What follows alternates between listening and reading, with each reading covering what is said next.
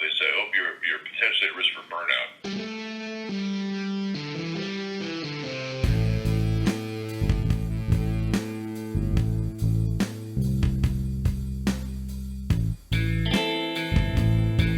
Welcome to the Neurosurgery Podcast. I'm Mike Wang, and I'm here with my co-host, J.P. Kolcun. We are here to discuss all things neurosurgical. Hi, this is J.P. Kolcun, a resident in neurosurgery at Rush University. Please note that this is not a CME event, and the opinions and statements made in this podcast do not reflect those of any institution or professional organization. Now, let's get started. Welcome to the Neurosurgery Podcast. Hi, this is John Paul Kolcun. And I'm Mike Wang, and we're here today. We're honored to be with Phil Stieg, who we actually have on the phone. Most of you know who Phil Stieg is.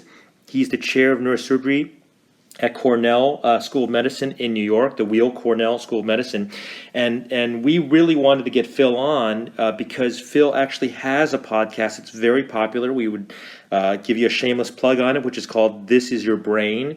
And the audience is a little bit different, maybe for more lay people than our podcast, but I know that I've listened to some episodes and it's fascinating, and definitely have a look or a listen to that because it's fascinating. Phil, welcome to the podcast.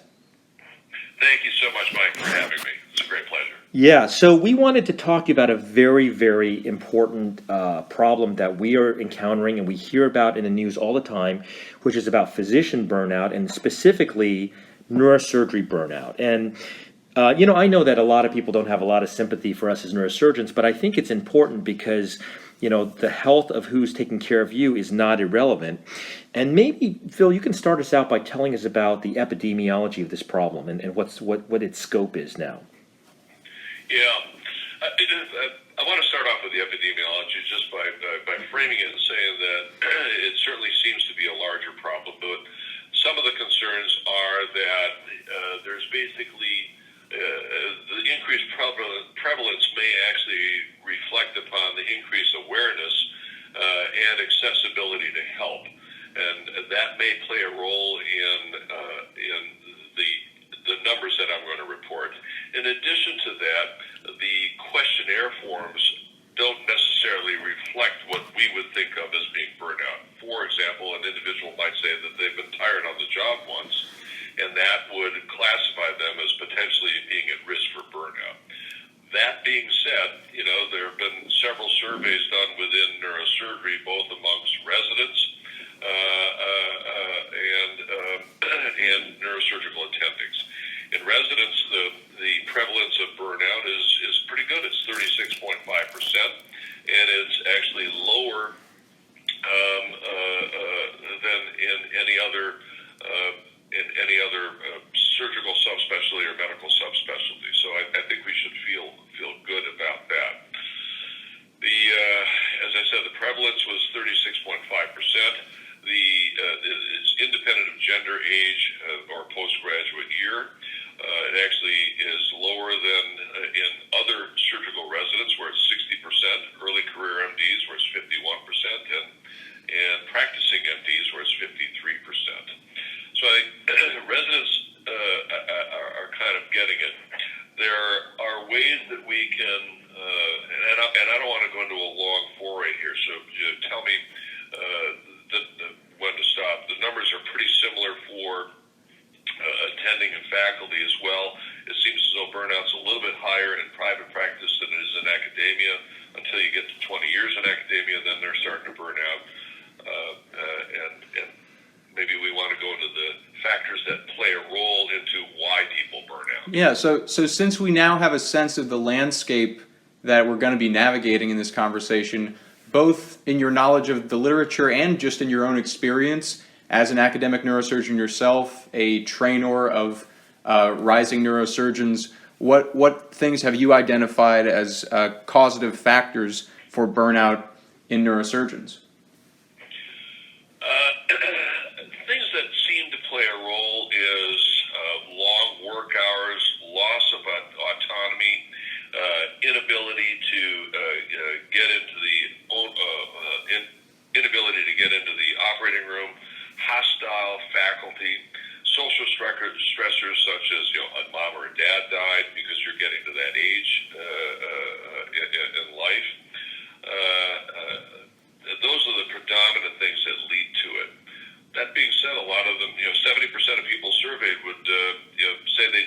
again. Yeah. And I'd say a lot of that sounds like intern year. So clearly there's some inborn resilience to the people we're selecting to train in this field, or some kind of coping mechanism or strategy built into the training program.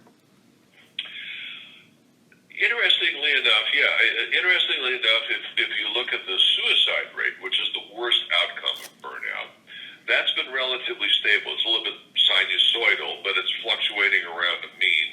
And interestingly also is that it's distributed pretty equally amongst all of the different subspecialties. I think that we have all become aware of this so much more that a lot of us that are training residents have become more sensitive to mechanisms for prevention.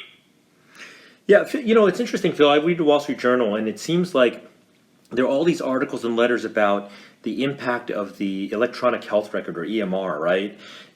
I mean, I can tell you I hate it, but do you think there's been an impact of that? For those of us that go back to before the electronic medical record, I remember hating standing in line to get lab values and finding the slip of paper missing in the lab. I remember hating trying to find the hard copy of the MRI scan on the night before surgery. So I think that the message, yes, it does create stress, and a lot of work is falling onto the physicians that could be handled by other individuals. That being said, I think that we in neurosurgery are being very effective about hiring advanced practice practitioners, nurses, and MAs that can do a lot of the things that the electronic medical record is requiring, such as the e-competency stuff with smoking, medication, reconciliation, and all those sorts of things. So, yes, it's a stressor. I do think that it's a work in progress as institutions start to grapple with implementing the various electronic medical records that are out there. Yeah, sometimes I feel like that rat in the psych experiment with the cocaine. It's tapping that little lever and just like clicking boxes all day long. I don't know when I'm clicking sometimes. It's like, you know, it gets a little crazy. Yeah. The other thing that I think that is interesting is are we setting ourselves up for a little bit of failure? Because every institution, every program is emphasizing their sensitivity to wellness, and they're setting up centers and programs to help treat wellness, which promotes the work-life balance. And then we put our residents out there to work, and when they find out that there are these stressors, and that makes them feel angry, and it makes them feel detached. So we're creating a setup so that they're going to feel this way. Versus, I think the other approach is the Navy SEAL approach, which I'm not advocating. We don't need to throw our residents into ice cold water for an hour. But certainly telling them that life is hard, life is full of stressors, and certainly neurosurgical training is full of stressors, and having that dialogue about how to deal with it. That's what I find with my residents to be much more effective. So give us an example. Like, I mean, I think that, you know, everybody knows of a physician that had problems because of burnout. Like you've seen this before. Share with us a story that sort of identifies, like a case study, right, of the problem that we're facing. An example would be a faculty member that I hired who, I hired him fresh out of residency, and he came out of a tough residency. And he had personal life issues going on as well, and he was really having a hard time. And so I started meeting with him, having a dialogue, and saw a little bit of improvement, but certainly not enough of improvement in terms of his surgical skills were excellent, but the behavior stuff was just problematic that people would want to write him up. So I did what's called a 360, where you have him interviewed by people above him, equal to him, and lower than he in terms of the totem pole, so that he could get some group input in terms of what his behaviors resulted in. And that provided him with some insight, and the person who did the 360 provided him with some coaching, and then I've kind of continued with that coaching, and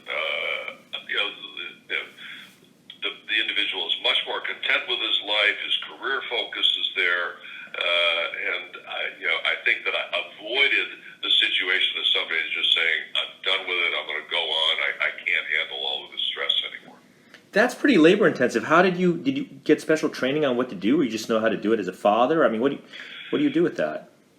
Well, the labor-intensive part is getting the 360, which I don't do. That's done by a professional. And there are two types of 360s, meaning that some people do it with a survey where everybody fills out questions about the individual. I don't like that form. I like it better where the individual goes and meets with the individuals, because you can read the body language. Not everybody wants to be completely honest. And then you get that report, and the report kind of helps guide you. I guess you have to have the kind of personality that likes to be reflective and enabling.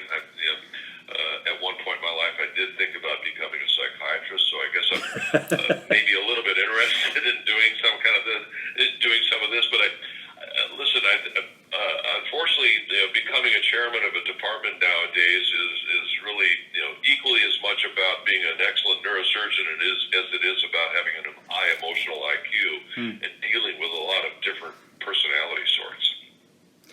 I've heard of a chairman in neurosurgery who actually hired a life coach for his department, and initially, if I understand correctly, it was met with some skepticism, but eventually being very productive. Have you ever considered anything like that, or you feel like you can do the coaching yourself? At this point, I'd like to limit the cost. I can't imagine that would be cheap. So the answer is, I think that it depends on the magnitude of the problem. If you have a bunch of people that are really dissatisfied with the environment, and again, it's not only the neurosurgery department, it's the hospital, it's the medical school. Each one of these institutions have their own silos of problems, and then the politics that goes on amongst or between them. And I think that the other thing we have to do is we have to remind each one of the residents and faculty members that they took on a responsibility. They have a responsibility, and they have license to help themselves. One of the problems that we see, and that I was talking about with Richard Freeman, one of our psychiatrists here who runs the student health, is the helicopter parent that we see that just teaches their child that everything in life should be positive and everything should be immediately happy, to the extent that some parents are going and buying their kids into the best schools they can. That's the worst case example. And that's probably not the healthiest way. I think that we all need to understand that every component of life, even the pleasurable components, have some downside to it, and you have to work at it. And there are some stressors, and I think we're losing that. Certainly, it's all gone to pass-fail because we don't want students to stress over their grades. I mean, all of the things that we've done to try to make life easy, or not necessarily easy, but less stressful, doesn't recognize the fact that stress exists in the world, and we have to develop better mechanisms for dealing with it. And Richard's on your podcast, right? On This Is Your Brain, right?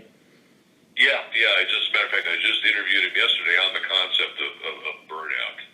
He had written a piece about it in the New York Times, and one of the concerns is the World Health Organization has now made burnout a syndrome, and we're concerned that it's medicalizing it. I'm not trying to deny the existence of burnout. That is certainly not the case, but I think that we have to diversify the way we're approaching it. We have to do a better job of preparing people for the stressors that they're going to have, meaning when we're training residents, I think we have to have a dialogue about it. We need to get them in the operating room early. We need to have them, or give them, a predictable schedule in their life, and teach them how to treat everybody within the group with common sense and fairness, rather than, Mike, if you make me mad, I fire off an email and CC every hospital administrator so that it blows up into this huge problem. You have to have a zero tolerance for harassment and hostility in your department, and then there just has to be this clear set of expectations, for what is going to be demanded of them, and you have to give them the tools to meet those expectations, such as surgical labs, journal clubs, resident teaching, rounds with the attendings, so they kind of get to know the attendings and see how they think and feel and how they've gone through stressors. just this morning, I rounded with my residents, and afterwards we spent a half hour talking about what it means to be a neurosurgeon. So, Dr. Stieg, as someone who actually studied psychology myself, drawing on our shared interest, we covered a lot of great external means for handling burnout in neurosurgeons and neurosurgeons in training, how from your position within the system you can set them up for success and help them when they're struggling. What advice could you offer residents or even attendings on an internal level for when, despite the best efforts of their system, of their program, they're feeling some of these tendencies and kind of shifting towards burnout? Right. Having gone through that most recently with a resident, but also with a neurology attending here that I was trying to help. Number one, hopefully the resident isn't so depressed that they don't recognize the fact that they're is seriously ill. When they do, number one, it's normal to feel burned out. It's normal to feel tired, and we've talked about preventive mechanisms. Once they get to that stage, though, where they feel that they've crossed the dividing line, is they need to know that there's help. They need to know who within their institution they can go to, who within their department, and that I think that we've done a better job of communicating that it's acceptable to feel this way. There used to be this terrible feeling of guilt that maybe I have a psychological problem. I think we have to demystify that. The brain is like any other organ, and it can fail, and if you overstress it, you don't get any sleep, your cortisol levels are high, you're not getting any REM, and there's other things going on. You got a faculty member picking on you, you're not getting along with your girlfriend, you haven't any time for exercise, and you're eating poorly. I mean, that's a pretty miserable life that we have to help you get back to a better work-life balance. So they got to know there's help. And I think that we in practices and we in departments need to make that very clear to all the people that work in the department. Great. Well, Dr. Stieg, this was a very informative discussion. Again, thank you so much for your time. Thank you so much. It's been a great pleasure.